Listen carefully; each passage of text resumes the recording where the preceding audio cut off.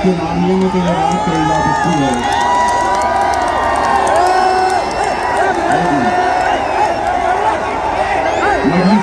मुस्लिमीन के एमपी इम्तियाज जलील, आपको मालूम है इम्तियाज जलील का दूसरा नाम क्या है? नहीं, इम्तियाज जलील का दूसरा नाम किस्मत है। किस्मत हमेशा इनका मेहरबान रही है। मैं बड़ी अदब और एहतराम के साथ इम्तियाज जलील साहब को दावत देना चाहता हूँ। अस्सलाम वालेकुम रहमतुल्लाहि व बरकातहू। अभी भी मिल्लत जनाब अकबरुद्दीन अवैसी साहब, मैं अकबर भाई जब मेरे बाजू आकर बैठे तो मैंने अकबर साहब को बताया कि अकबर साहब, ये इतने सारे आपके चाहने वाले हैं, लेकिन इनसे ज़्यादा चाहने वाले ये जो स्टेज के ऊपर खड़े हुए हैं ये लोग हैं। महाराष्ट्र के अंदर आंधी आ जाए, तूफान आ जाए, कुछ भी आ जाए, खबर में तो मेरा अकबर ही रहने वाला है। बहुत दिनों से इंतजार था तुम्हें कि कब आएंगे, ये लोग आ गए। अकबर अवैसी साहब, ये चिराग को देखकर मचल रही है हवा। मेरे शहर में कुछ दिनों से बहुत तेज चल रही है हवा। बना रहे हैं किस्से जो मेरी नाकामियों के, उन्हें क्या खबर है कि रुख बदल रही है हवा। अल्हम्दुलिल्लाह, मैं सबसे पहले तो अल्लाह रब्बुल इज़्ज़त का तहे दिल से शुक्रिया अदा करता हूँ। मैं जितना अल्लाह का शुक्र अदा करूँ वो कम है। ये मोहब्बतें, ये दीवानगी, ये जुनून पिछले 10 साल से आपने इसमें कमी नहीं बल्कि हर बार ये बढ़ती ही जा रही है। आपने मुझे मौका दिया। बैरिस्टर असदुद्दीन अवैसी साहब, अकबरुद्दीन अवैसी साहब ने मुझ पर एतमाद जताया। 2014 में एमएलए बनाकर आप लोगों ने भेजा। 2019 के अंदर जब सारी दुनिया कहती थी कि एमपी बनना आसान नहीं है, लेकिन मेरे ये गयूर मुसलमानों ने, दलितों ने, पिछड़ों ने एक आवाज लगाई और अल्हम्दुलिल्लाह आपने पार्लियामेंट के अंदर मुझे भेजा। 2024 में जब हमें नाकामियों का सामना करना पड़ा तो यकीनन आप भी मायूस थे, मुझे भी अफसोस था, लेकिन उसके बावजूद भी मैं ये लेकर आगे बढ़ा कि आज जो भी होता है, अल्लाह जो भी करता है वो बेहतरी के लिए करता है। जो भी फैसला अल्लाह का होता है उसमें उसकी रजामंदी होती है। शायद हो सकता है कि अल्लाह ने वहां नाकामयाब किया था तो यहाँ कामयाब करने वाला है। अल्लाह ने यह सोचा होगा कि बैरिस्टर असदुद्दीन अवैसी साहब पार्लियामेंट में अकेले संभाल सकते हैं। असद साहब का वो बयान आज भी मेरे मोबाइल में है, जब असद साहब ने कहा था कि मुझे अफसोस है कि मेरा बाजू इम्तियाज जलील मेरे साथ में नहीं है। दोस्तों, मैं आज पूरे यकीन, पूरी जिम्मेदारी, एक सच्चाई के साथ मैं आपको ये बात बताना चाहता हूँ। लोकसभा का इलेक्शन हारने के बाद मैंने असद साहब से कहा था कि असद साहब, मैं 10 साल ये आवाम ने मुझे अपने दिल में बसा कर रखी है, अपने कंधे पर बिठाकर मुझे 10 साल रखी है, अब किसी और को मौका देंगे। लेकिन असद साहब ने मुझसे कहा था कि इम्तियाज, आज महाराष्ट्र के अंदर जो हालात है, महाराष्ट्र के अंदर जो फिरका परस्ती है, कोई आवाज उठाने के लिए तैयार नहीं है। उन्होंने अपना हुक्म दिया कि किसी भी हालत के अंदर तुम्हें महाराष्ट्र की विधानसभा के अंदर जाकर इन लोगों की आवाज बनना है और लड़ना है हुकूमत से आंख में आंख डालकर।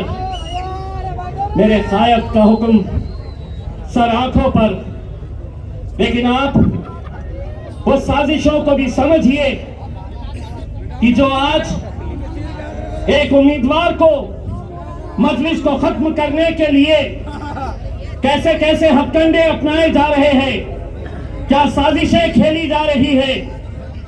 नासिर सिद्दीकी साहब, जब उनके खिलाफ दो उम्मीदवार खड़े हुए, राजनीतिक तौर के ऊपर कट्टर दुश्मन, वो एक हो गए, एक प्लेटफॉर्म के ऊपर आ गए और उन्होंने कहा कि अगर हम दोनों लड़ते रहे तो ये जीत जाएगा, मजलिस जीत जाएगी।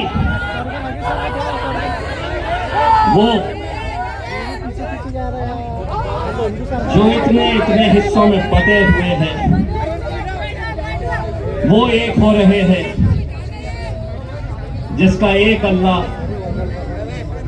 जिसका एक रसूल। हम कैसे बट रहे हैं, हम क्यों बट रहे हैं, कौन बांट रहा है हमें? 28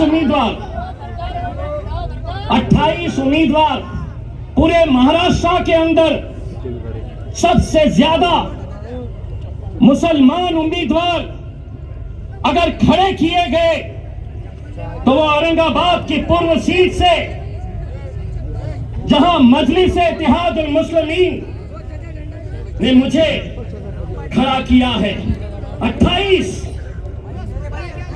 खड़े नहीं हुए, खड़ा किया गया है।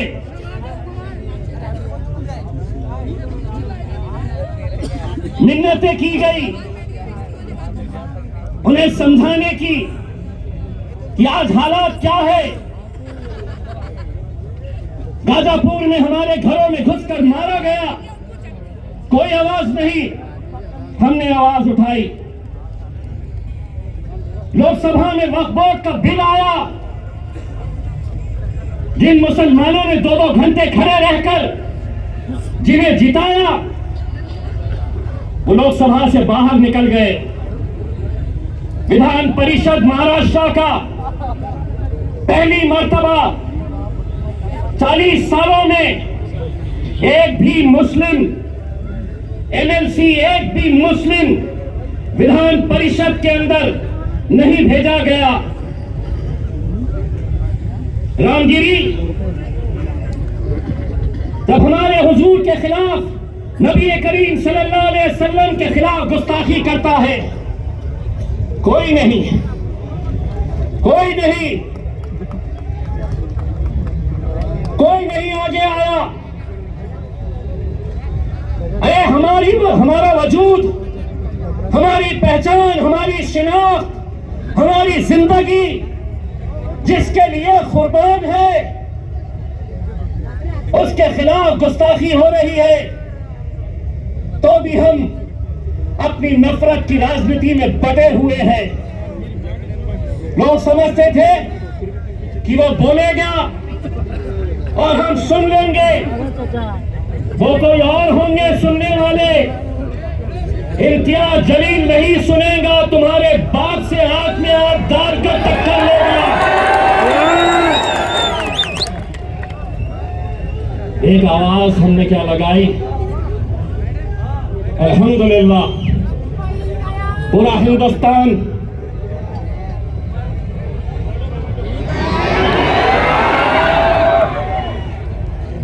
पूरा महाराष्ट्र,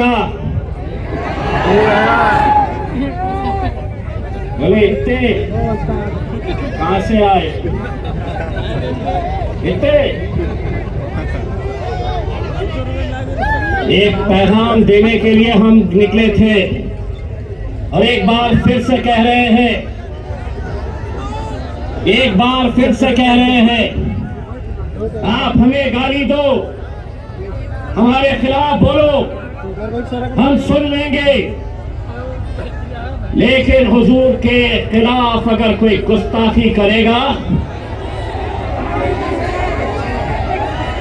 ईंट का जवाब।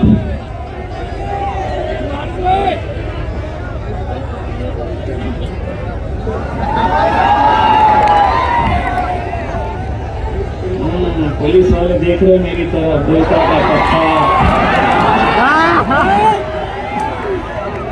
पत्थर बोलता क्या, पत्थर बोला कि केस होता मेरे ऊपर। तो मैंने भी क्या बोला, ईंट का जवाब। जिसको समझना था वो समझ गया। हुकूमत को हम एक पैगाम देने के लिए जैसे मेरे भाई वो पैगाम था, बनकर तूफान बगावत का सैलाब आएगा, अगर जुल्म हद से बढ़ेगा तो इनकलाब आएगा। मेरे भाई, इस इलेक्शन के अंदर मुझे तो ऐसा लग रहा है कि जितने मुसलमान उम्मीदवार खड़े हुए हैं, उनकी लड़ाई भाजपा से नहीं है, उनकी लड़ाई शिवसेना से नहीं है। जहां 4 लोग जमा हो गए, वहां बस इम्तियाज जलील, सिर्फ इसी का चर्चा। लेकिन हमारा मुकाबला भारतीय जनता पार्टी से है। कितने पैसे बांटेगा तू साले,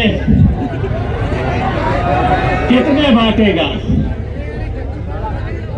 बांट बांट के मुझे दोस्तों, आपको लग रहा होगा कि 28 में से 3 लोगों के फॉर्म रिजेक्ट हो गए, 10 लोग वापस हो गए। लेकिन कौन है ये वो 10 लोग?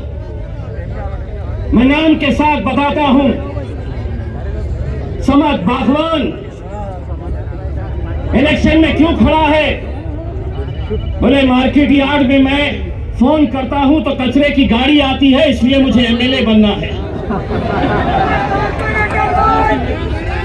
मैं ऐसे लोगों को आपके सामने लाना इसलिए चाहता हूं कि कल 3 बजे तक जब वापस लेने का फॉर्म वापस लेने का वक्त था, मेरे लोग जा जाकर गिड़गिड़ा रहे थे।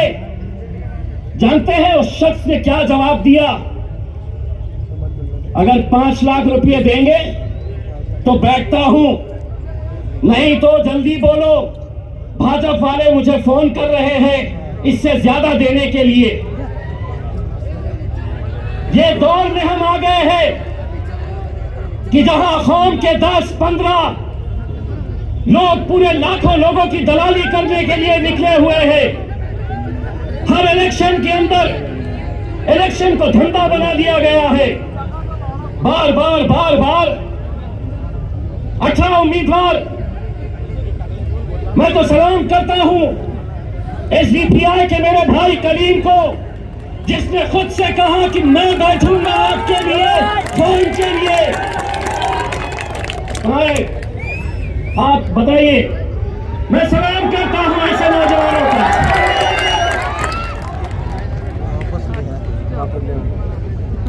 मोइन साहब भी है वेलफेयर पार्टी के, जो खुद से बैठ गए। इम्तियाज जलील, जो खराब हो रहा है, मैं तो पत्थर हो गया हूं। जहां पर भी आईना फूटता है, इल्जाम मेरे को आ जाता है।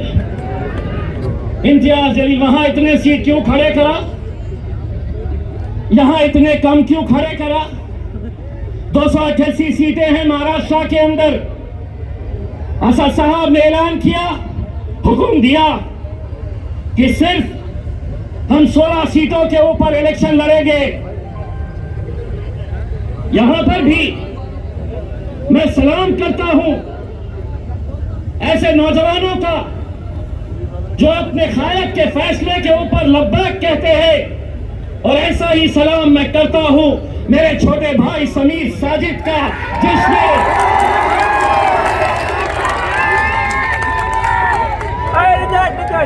हाँ, समीर साजिद भी नाराज हुआ, उसे भी थोड़ा गुस्सा आया। जानते हैं, जिस दिन असद साहब का फैसला आया, उसके दूसरे ही दिन शहर के जितने भी मजलिसी मुखालिफीन हैं, उन्होंने समीर को फोन किया और कहा कि अब तू हमारे साथ आ जा, हम दिखाएंगे मजलिस को, हम बताएंगे असद साहब को, अकबर साहब को और इम्तियाज जलील को। लेकिन ये नौजवान लड़के ने कहा कि मैं पहले भी मजलिस में था, आज भी मजलिस में हूं और कल भी मजलिस में हूं। समीर भाई, तुम्हारी कुर्बानी मजलिस भूलेगी नहीं। इलेक्शन जिस दिन खत्म होगा, इंशाल्लाह दूसरे ही दिन तुम्हें महाराष्ट्र की एक बड़ी जिम्मेदारी दी जाएगी इंशाल्लाह। मेरे भाइयों, कुछ उम्मीदवार आप देख रहे होंगे टिकट नहीं दिए,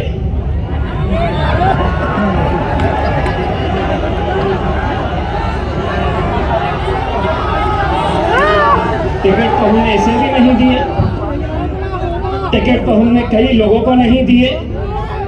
लेकिन क्या इसका मतलब यह है कि तुम इतने बड़े हो गए हो कि तुम अब मेरे खायद बैरिस्टर असदुद्दीन अवैसी और अकबरुद्दीन अवैसी के खिलाफ तुम महफिलें सजा रहे हो?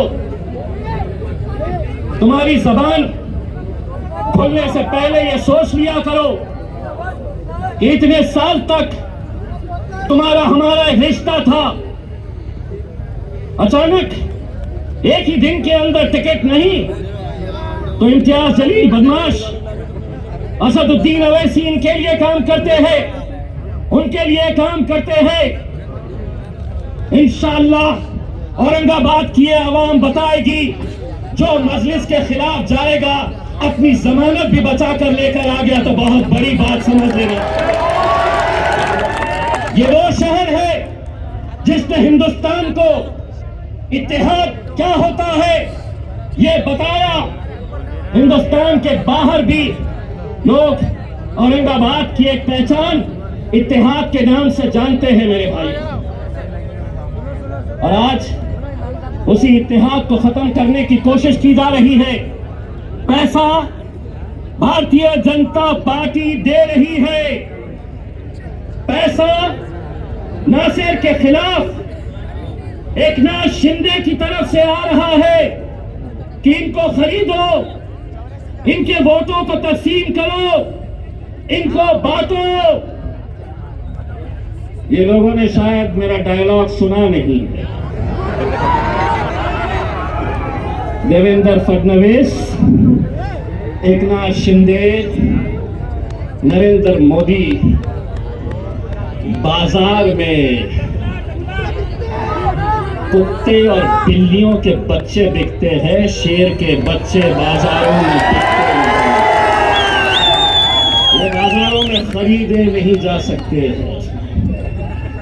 आज मीडिया वाले ने आकर कहा, आपको पता है औरंगाबाद की ये सीट भारतीय जनता पार्टी के लिए बहुत मायने रखती है और आपको हराने के लिए बड़े बड़े नेता आने वाले हैं। मैंने कहा कौन आने वाला है? तो बोले योगी आने वाला है।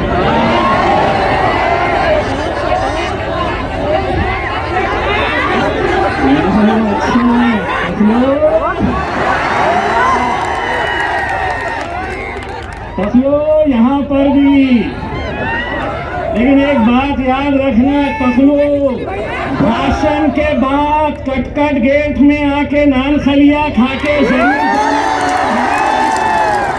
बहुत मजा आएगा।